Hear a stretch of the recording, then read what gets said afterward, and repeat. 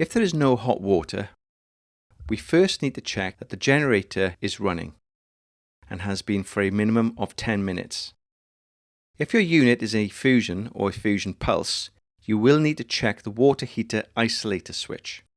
This is located next to the generator start panel.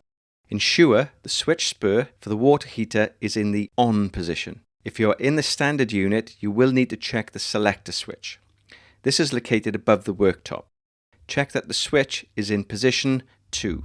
Next, we need to check the consumer unit located above the worktop.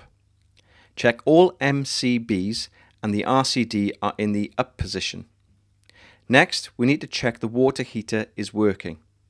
The water heater is located inside the seating area against the back wall.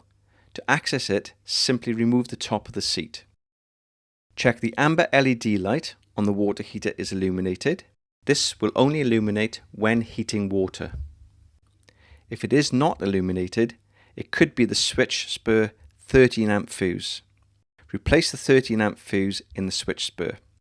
Check to see if the amber LED light is now illuminated. Lastly, we need to check the mixer valve located next to the water heater.